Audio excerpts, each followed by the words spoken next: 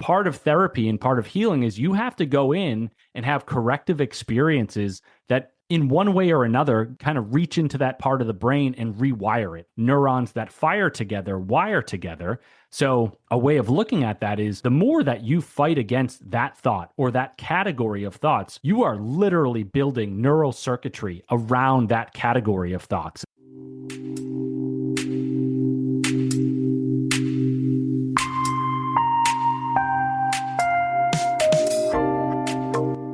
Welcome to the Inner Fire of Yoga, a podcast about transformation, resilience, and the power of yoga beyond the mat. I'm Liz Albanis, senior yoga teacher and yoga therapist in training. This podcast was born in 2024 after I survived my second fire. Fire has been a recurring theme in my life, not just in the literal sense, but as a metaphor. It has asked me to burn away what no longer serves me, to transform and to rise stronger each time. This podcast is about that fire, the one that challenges us, but also fuels us to grow. The views and opinions expressed by guests on this podcast are their own and do not necessarily reflect those of the host, Liz Albanis. The content shared in these conversations is intended for informational and educational purposes only, and it is not suitable for listeners under the age of 18. This episode contains conversations about depression and anxiety, suicide, and violence that could be distressing for some listeners. Please take care when listening to this conversation. Please use discretion and consult a qualified professional before making changes to your health or wellness routines. I had a lovely chat the other day with Brian Sachetta. Brian is an author, blogger, and mental health advocate from Boston, Massachusetts in the USA. After grappling with anxiety and depression through his young adulthood, Brian became determined to find better ways to navigate such challenges. As a result, he turned to therapy, immersed himself in mental health literature, and experimented with a wide array of tactics for managing his well-being. Over time, these efforts led to significant breakthroughs on his mental health journey. Inspired by his progress, he began sharing his story to empower others facing similar struggles. Today, Brian's mission is to alleviate psychological suffering and guide individuals towards taking control of their mental health. He brings that mission to his life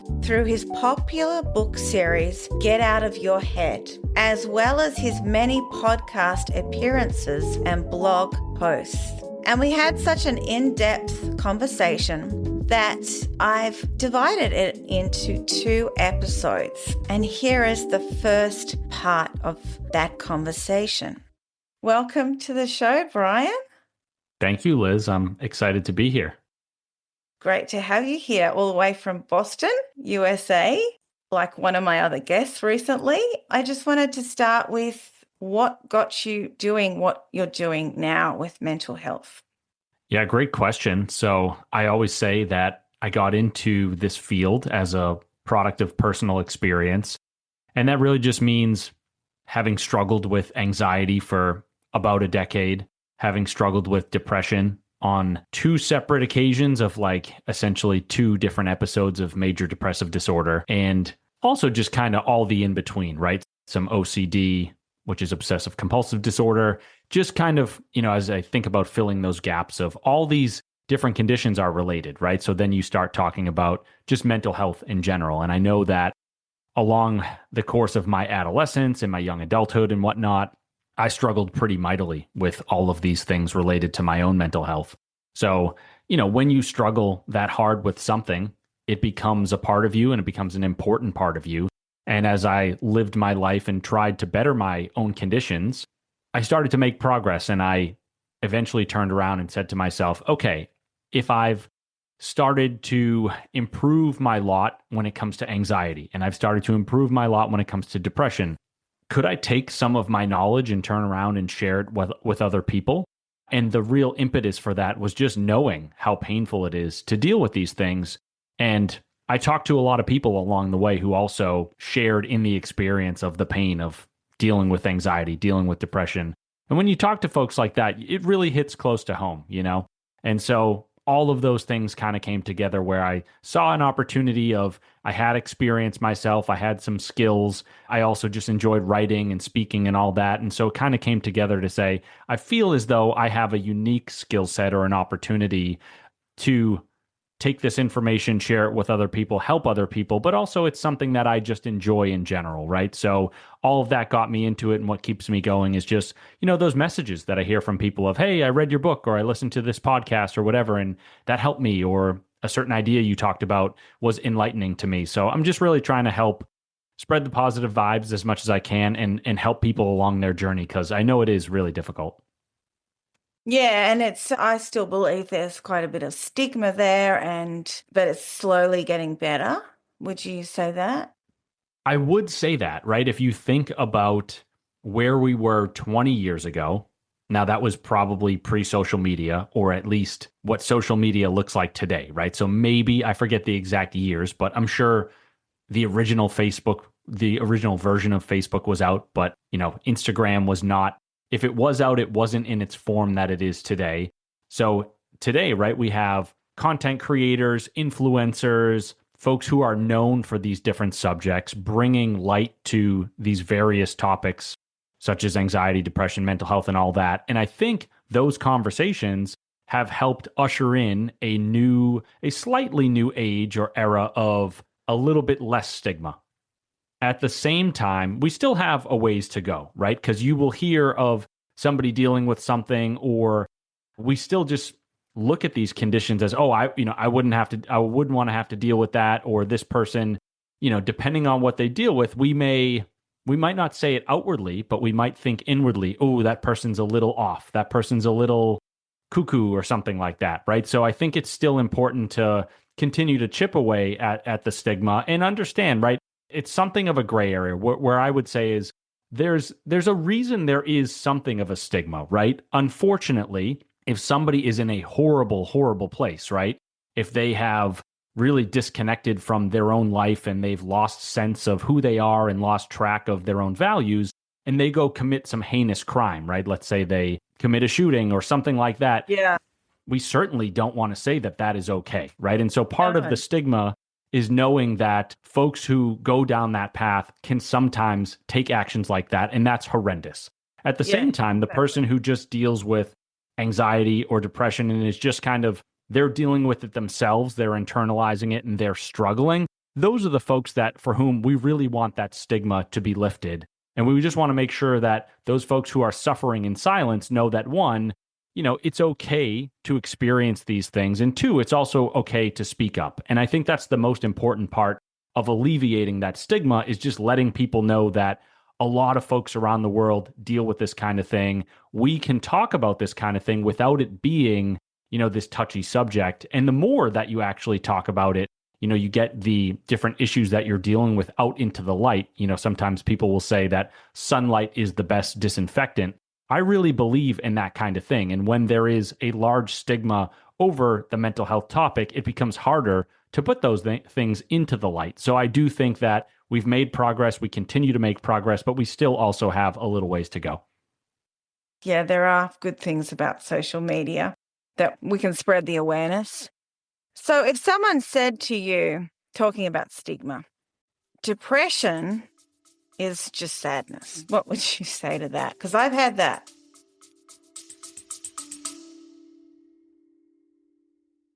Ready to release stress, relax your mind and restore your energy? Discover the 3R yoga plan, Release, Relax, Restore, your all-access gateway to holistic wellness. With unlimited access to empowering courses, guided meditations and expert guidance, it's designed to support you at every stage of your wellness journey. As a special thank you to my listeners, use the code WELLNESS50 at checkout to receive an exclusive discount. Don't wait to feel your best. Experience the transformation that comes with the 3R yoga plan. Your path to a healthier, more vibrant life starts now. Visit lizalbanuswellness.com.au/plan to get started. For sure. Very good question. How I look at it, right, is there's with all of these conditions, there is sort of the layperson's definition. And then there's also a definition that comes from the DSM-5, which is the Diagnostic and Statistical Manual of Mental Disorders. And that's sort of like, to put it in easy terms, it's sort of the dictionary for mental health disorders, right? So yeah. A clinician would go into this DSM-5 and say, okay, I'm looking at Brian as my patient. I'm trying to understand if Brian meets the criteria for depression.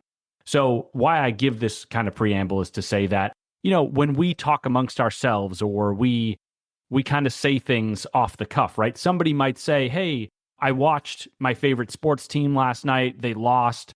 I'm so sad. I'm depressed, right? So in common terms or like everyday language, we may sometimes throw that term around. The real definition of depression is not that sadness. If you look at the DSM-5, there's actually I forget how many criteria there are. It's either 9 or 11. But there's a certain number of criteria that you have to meet for a period of 2 or more weeks in order for a doctor to say, hey, you meet the criteria for major depressive disorder. Now, there are obviously also other kinds of depression, right? You might have seasonal affective disorder. That's what can happen if, during the winter months when there's less sunlight, you have a bit of a mood disorder. You might, like women who are giving birth, they might, suffer from postpartum depression. So there are obviously different qualifiers or different categories of depression. But when we really boil it down, right, it's much more than just the sadness. I would say my definition, the layperson's definition, that I think aligns more with the DSM is that depression is a pervasive state of helplessness and hopelessness, right? So it's more than just that sadness. It's that feeling that I can't get out of bed. I can't do anything. Why even try to do anything? Because if I do try, nothing's going to change. Nothing is going to improve, right? So it's that sense of having lost your agency and lost that hope and just saying, there's no reason to take action in the world because the action that I take is not going to make a difference anyway. So it's certainly more than just that sadness. There's a lot of criteria to it, right? If we looked at the DSM-5, it's like, some of the criteria there revolve around changes in weight or appetite, loss in activities that are normally exciting to you. Yeah. We could go down the list and all that. One last thing I guess I want to bring in here is, yes, when you feel, when you are depressed, yes, you probably are sad. You might be horrendously sad, but another kind of depression or another manifestation of depression is actually this term or experience called anhedonia, which is actually the inability to feel pleasure, right? So when folks say, oh, let's say you reach out to a friend who maybe you somehow find out is going through depression. You say, hey, we're going to go to the bar tonight. We're going with all the friends. And they're just like, I don't want to go. That's not interesting, whatever. Or, hey, I know that, the Patriots, the football team or the baseball team or whatever, I know that's your favorite team. I bought tickets to the game tonight. We're all going, and they may say, no, I don't really want to go tonight. That anhedonia manifested itself by that friend saying, I don't want to go. And what's really going on there is, even though normally that activity is exciting and fun for them, their depression has taken over them and they don't experience that excitement, that fun around the activity anymore, or at least in the present circumstances. So to sum it up, depression is definitely more than sadness. It might be a lot of sadness, pervasive sadness, but it can also be other things as well. And it's certainly a prolonged thing where if you're sad for a day or really sad for a day, don't get me wrong, that stinks. I don't want anybody to have to go through it. But at the same time, that's life and that's kind of normal. Whereas 2 or more weeks of these really pervasive and strong symptoms, that's when it starts to tip into the category that a practitioner would say, this is actual depression based on the DSM. Yeah, that's good you brought up the DSM. As I've said in other episodes, I was sad when my mother died. I was grieving, but I could go on with my life. I could get out of bed. I wasn't numb. I was grieving. I wasn't depressed. Not that I wasn't upset, but it was different, and having had major depression myself, I've had days where I can't get out of bed. And it can be really frustrating for caregivers trying to help people because they can feel hopeless too. And it can also be frustrating for caregivers who are told, well, why aren't you helping them? It's like, well, I'm trying to, but you can take a horse to water, but you can't make it drink. You know, people who haven't supported someone with severe mental health issues don't always realize that, you know, it can be really frustrating. People can sometimes judge you and think, oh, well, they're not being a good parent. They're not doing enough for their child. Well, it can be a really tricky situation. Knowing that from having friends with children who've had major mental health issues and having a family member who's died because of it, not committed suicide, but just stopped taking care of himself and ended up sadly dying because he didn't get the help he needed. Despite his family's efforts, they did all they could. So it can be hard for people to understand what it's like caring for someone too, I think. There's a bit of misunderstanding, well, I shouldn't say a bit, with anxiety as well, because I heard this in a podcast that you were in this morning about, you know, people like, oh, you're just nervous, you're just excited because you got a maths test or you got this big presentation at work. But anxiety, especially generalized anxiety disorder, it's not just nervousness. It's more serious than that, more debilitating. Yeah, absolutely. I think one way to look at all of these things, right? Because going back to the first question, right? Like sadness is part of life. Yeah. I would say everybody experiences sadness, or 99.999% of people experience sadness. I think a similar amount of people experience nervousness.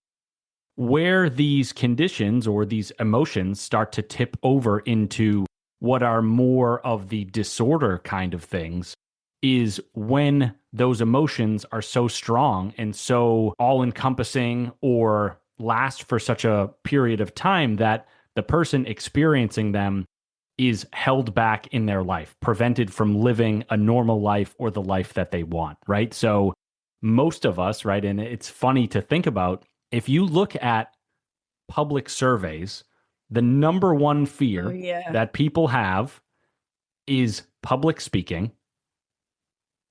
Number two is death. Yeah, I remember Seinfeld saying that. Yeah, on an episode. Yeah, sorry. That's funny. So, I mean, you know, everybody has different views on things, but death is pretty scary. And yet we fear public speaking more than we fear death, this big unknown thing, right? And also, I guess just as a side note, like in American culture, right, death is this horrible, scary, terrifying thing. In other cultures, you know, in the East, it's not quite that way, but that's how we've been trained, right? It is to really fear that thing. All of that is to say that when the average person goes and gives a speech, they are more likely than not, I would almost say they're guaranteed to feel some kind of nervousness. Now, what's the difference between nervousness and anxiety? It's that duration, it's that intensity, it's the frequency with which that thing arrives, right? So if I said to you, you know, how often were you nervous last month? Or I asked a person who gave a speech and they maybe thought to themselves, well, I was really nervous for that speech that I had to give, but that was kind of it, right?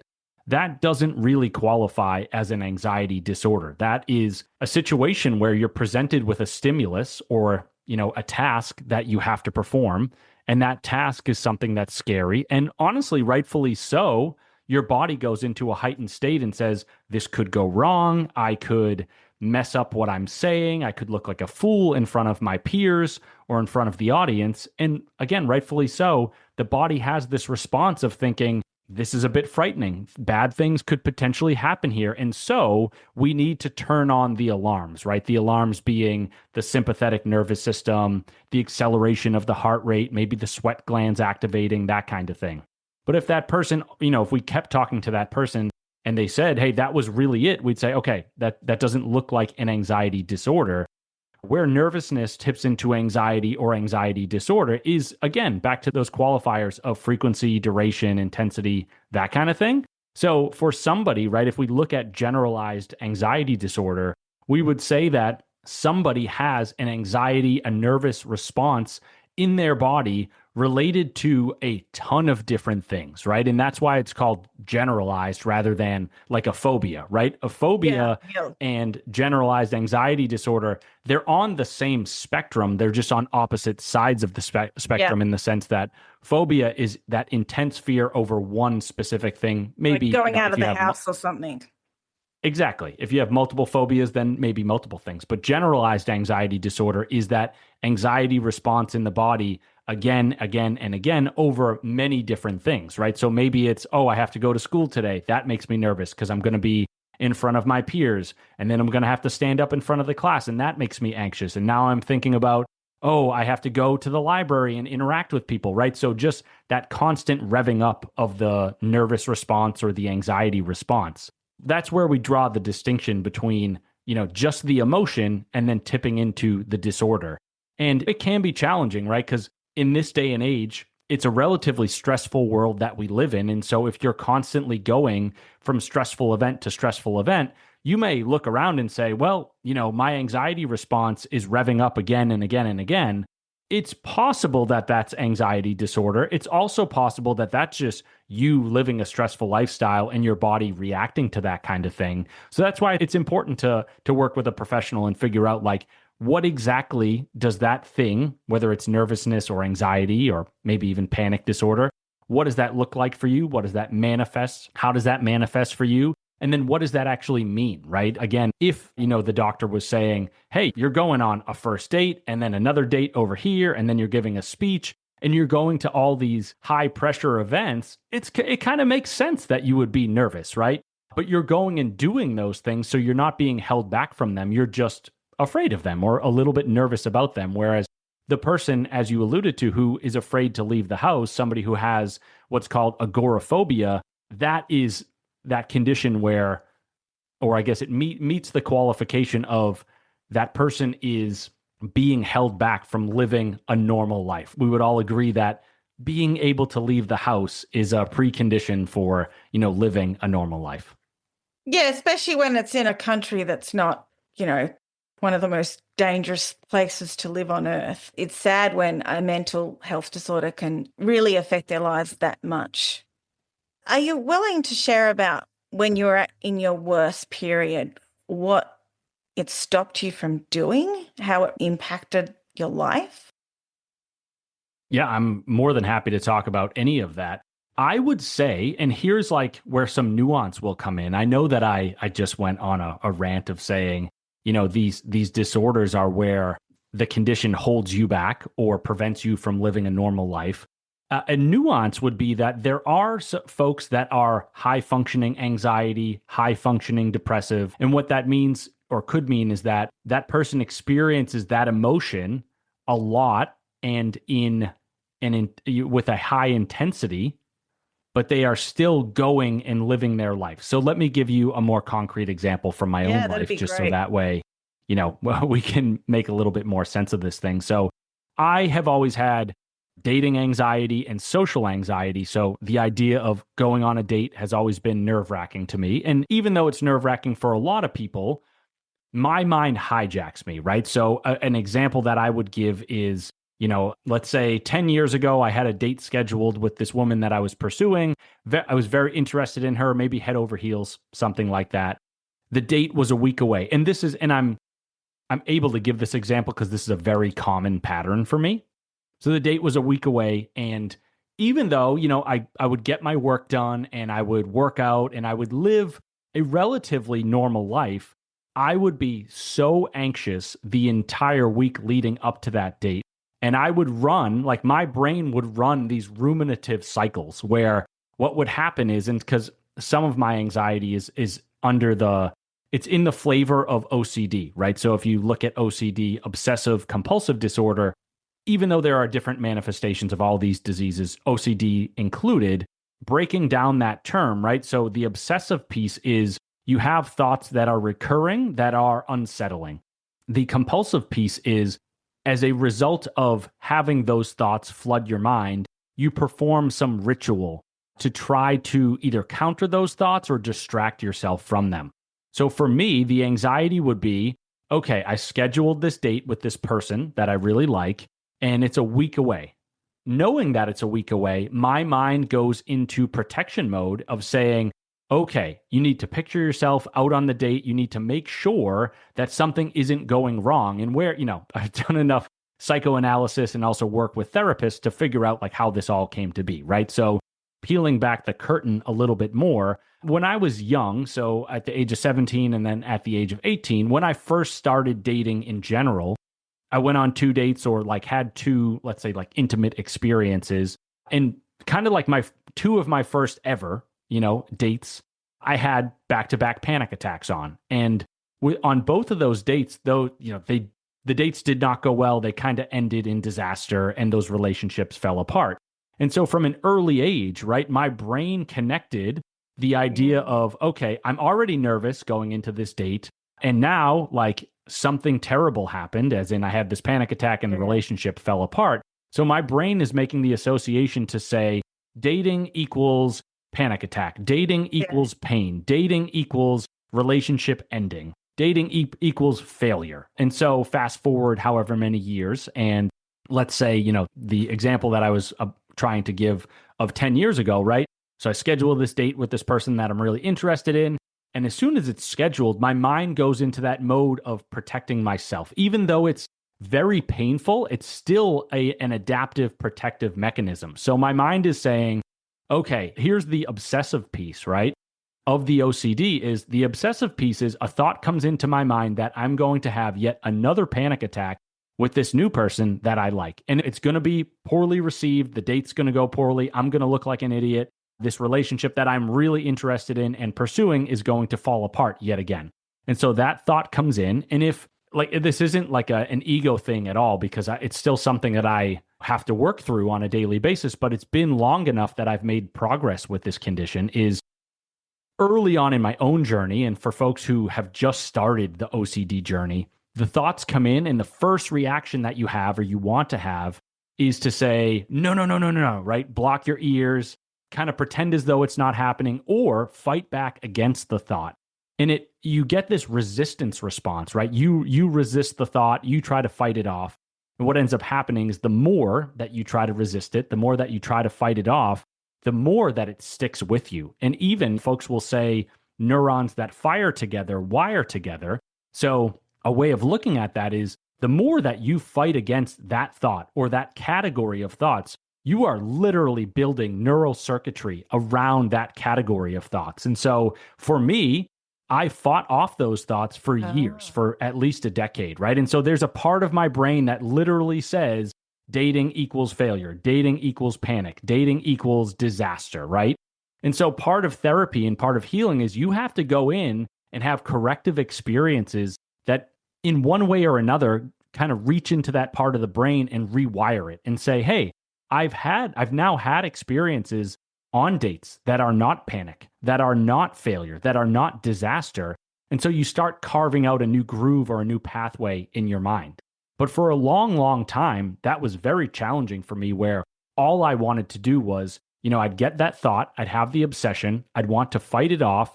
And as a result, right, the compulsion piece was me then going in and saying, okay, in order to appease myself, to make myself feel better, I'm going to run these mental projections or visualizations of seeing myself succeeding in the situation of the date. It's a well-intentioned strategy where you're like, I'm trying to fight off the nervousness that has popped into my mind.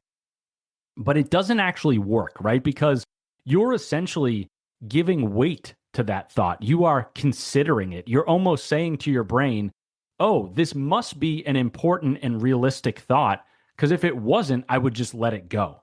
Yeah.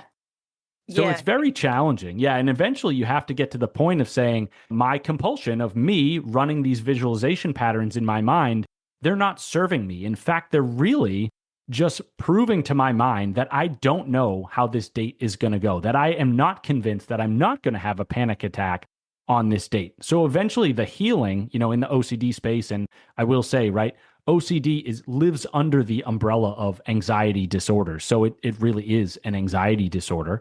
Part of the healing in this space is basically getting to the point of realizing that your brain has many, many thoughts every single day. A lot of them are weird. A lot of them are strange. A lot of them are unsettling. And even though it does make sense that when those unsettling thoughts come in, you would want to fight with them and try to push them away. The healing comes when you just get to the point of saying, I don't care. I'm going to have the thought. I'm going to let it go. I'm going to let it move through me. And that's going to be that, because then you're not building up that neural circuitry surrounding that thought, not having those neurons fire together and then wire together. So I hope that's helpful. The most important thing, like for me, and I think for a lot of folks, right, is, and here's where things, I wouldn't say that they get complicated, just they get, I'm going to say, less sexy, right? And from the standpoint of, we want to hear that you take some pill, there's some silver bullet out there, you do this one thing, all your anxiety is gone forever, right? Yeah. In reality, change happens relatively slowly, both in the sense of, I built that neural circuitry up over a period of years, and then you unwind that circuitry over some period of years as well. And so all change and all growth, like, maybe not every single piece of it, right? But if you think about, like, if you're like, hey, I want to go to the gym and I want to put on some weight, or put on some muscle, sorry. You don't go to the gym and do bicep curls one time and then all of a sudden you're jacked, right? You have to go to the gym, stay disciplined, do the workouts, that kind of thing. In the anxiety space, there's a form of treatment which is called exposure therapy. So exposure therapy, it's most commonly used on phobias, which is, how they would essentially put it into practice is, as an example, if somebody's horribly afraid of spiders and they have a phobia of spiders, you don't just throw somebody into a spider pit. You instead bring them into the office and you start very, very small. So maybe there's a picture of a spider on the other side of the room, and the clinician says, when you're ready, I want you to open your eyes and I want you to look at that picture of that spider. And the idea is you're trying to give the nervous system enough room to feel comfortable in these small doses, right? So you're trying to do that rewiring little step by little step. And so you go from looking at a picture of a spider to maybe holding a book on spiders and then flipping through some of the pages. And maybe at some point in the future, there's a spider in the room with you that is, has been put there. Eventually, you get to the point of standing closer to the spider. And all of this could honestly, this could be over the course of many, many sessions. It's not one of those things where we do all this in one session, right? Eventually, you want to get to the point of having that, like, unwinding that phobia, showing the person that they can be around the thing that scares them without their nervous system going completely haywire.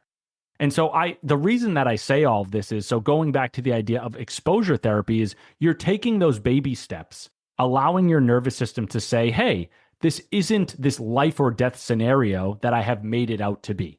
And it's not black and white of, hey, you throw them in the pit of spiders and the nervous system makes that determination immediately. It's little baby steps. And over time, the nervous system becomes more comfortable and more comfortable with these changes. So for me, it was the same kind of thing of exposure therapy, which was to say, hey, okay, so when I was 22, 24, because I had the negative experiences of going on dates and having panic attacks, what was helpful for me was to, essentially have a crutch of drinking, right? So like having a couple drinks before I go on a date, or if I'm going out in a social setting, getting drunk, and so you lose that anxiety because you have the liquid courage. And the exposure therapy for me that I kind of put myself through was to say, over time, I need you to go to more of these social outings, in small doses, make sure that you warm yourself up to them. But then I also need you to go to these outings, and maybe if in a previous outing you were having 5 beers, I need you to go down to 4. And then I need you to go down to 3 and go down to 2. And it just became my own version of the exposure therapy, my own version of that warming up kind of thing. I make it sound as though it's a linear progression when it's really not, right? A lot of people will say like that progress. Exactly. It's 2 steps forward, 1 step back, maybe 1 step forward, 2 steps back. The general direction that you're moving in is up and to the right. But if you look at any one step, right, it might be forward, it might be backward, it might be all tangled up in itself, So the direction is, again, taking these baby steps and trying to make that progress. I guess why I gave that little distinction was to say that it wasn't as though it was like, hey, I'm at 5 beers, now I'm at four, now I'm at three, now I'm at two and one, and everything's amazing. It's like, okay, you go to four and you're like, oh, geez, I don't know how to handle this. I need to pick up some new skills. I also need to become more comfortable with what it's like to be at 4 beers or 2 beers or whatever it is. And so part of the messiness there was going on a date and having it not go well, or going on a date and being really nervous, but not having a full blown panic attack, right? Getting to the point of experiencing all these different kind of experiences, for lack of a better word, and just getting to the point of making it so that my nervous system didn't react as strongly to these different things. This is a little TMI, but I'm dating somebody right now, and when we first started dating, I wouldn't call it a panic attack by any stretch of the imagination, but I was at her house and I was nervous. And in previous years, like a younger version of Brian would have said, tried to fight it off and pretend as though he weren't nervous, that kind of thing. In this moment, I had done enough work on myself to say, okay, it's okay for me to turn to this person and say, hey, look, like I'm just a little bit nervous right now. Can you give me 5 minutes, or is it okay that I'm nervous? And that's another form of that corrective experience, right? Is to say, you can be nervous. You can maybe even have a panic attack, and maybe the person that you're with is going to respond to it differently, right? So it's just getting your brain to see that there are different outcomes that are possible out there. And then also being exposed to enough of these experiences to also have your nervous system see that it might not always go so poorly. There are different things that can occur. And eventually, maybe you find those little wins that you need to keep marching forward. So, long-winded way of saying that I basically ran exposure therapy on myself, and that became very helpful to unwind that neurological wiring and eventually get to the point of, my nervous system not going completely crazy and haywire just at the prospect of going on a date. How did you come up with this beer or alcohol exposure therapy model? I'm the kind of person that is very introspective and very analytical. And some of it was just understanding of like, okay, I'm going out. Last night I went out with my friends and we drank a lot and we tried to meet women because that's what we wanted to do when we went out. So two pieces. One of getting to the point of, hey, it's almost kind of sad, to be like, oh, I have to have like 5 beers before I go talk to a stranger. Like for me, I just felt like that was a little sad. The other piece was, you do that often enough, and maybe the number's higher than 5, to be completely honest, but it's like, hey, you had 9 beers, right? And then the next day, how bad do you feel in terms of physically? How bad's the hangover? So as I got older, I kind of saw this, like calculus in my head of like, yeah, and I saw the pattern too of, okay, you're basically saying to yourself right now, the only way that I'm going to give myself permission to go talk to somebody that I'm interested in is to be drunk.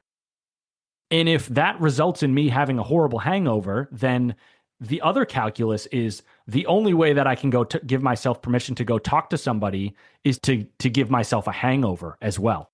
And you go through enough of those hangovers, and it's two things. It's not just that it feels horrible, but you all like in the moment, but you also add up enough hangovers and you're like, I'm doing some damage to my physical health, and that's not a place that I want to be. So just going through all of those things and eventually seeing that formula that I unintentionally built for myself and saying, okay, I don't want it to be like that. I don't want the conditions to be such that I essentially have to have a hangover in order to go talk to someone. So I eventually was just like, I need to challenge myself to work myself back on the drinking and being a little bit more courageous and talking to more people. And over time, and here's where I'll wrap things up and kind of put a bow on it, is the reason why I started by saying it's what I'm going to talk about is not sexy is we all want that quick cure, that, silver bullet, that magic pill kind of thing. In reality, a lot of these changes in life in general, but also with your mental health, they come over long periods of time with incremental change. And the challenge is that if that were turned into a headline, nobody's clicking on that article. Nobody's reading the book in which that headline is found. It's not interesting. It doesn't get clicks and eyeballs on it and whatnot. But the reality is that is how most of life works. Oh, yeah, exactly. If it was easy, everyone would be doing it. I have nothing against medication, and even a lot of yogis and yoga therapists don't. And medication for mental health can be essential, but it's part of the puzzle. just one little piece. Absolutely. And I do just really quickly want to say that I have no problem with it whatsoever either.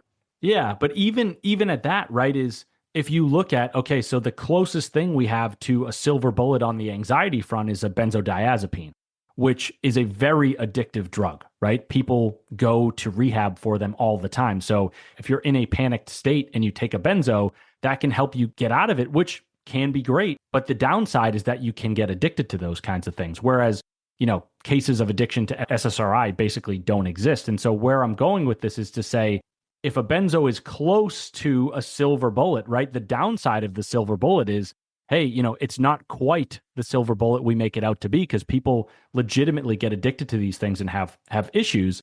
If you look at more towards the SSRI side, which, is another form of treatment for anxiety and depression, that's actually not a silver bullet. That, an SSRI, you get on a treatment like that, it takes you like a month for your brain to even start registering effects from the SSRI to actually get positive benefit from them. And even then, you sometimes have to adjust the dose or try a different medication and whatnot. So all of it is to say the real positive changes are coming over longer durations.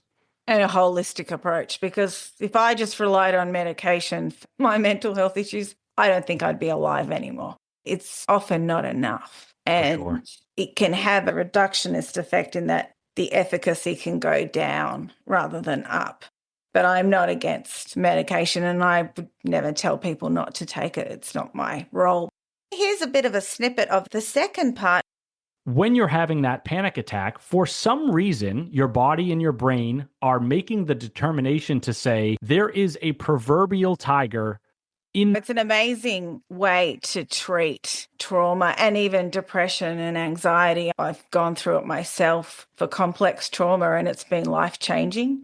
Thank you for joining me on the podcast. I hope today's episode has left you feeling inspired and informed, and empowered to take meaningful steps towards your well-being. If there's a topic you'd like me to cover, or if you'd like to share your story, I'd love to hear from you. Just fill in the form on the podcast page of my website. Your voice is an important part of this journey. I want this podcast to reflect the conversations that matter most to my listeners. If today's episode resonated with you, please share it with someone who might benefit from these conversations. Don't forget to subscribe. It helps grow this incredible community of resilience and support. Until next time, take care of yourself and never forget the power, the possibilities of a regular yoga practice. See you soon.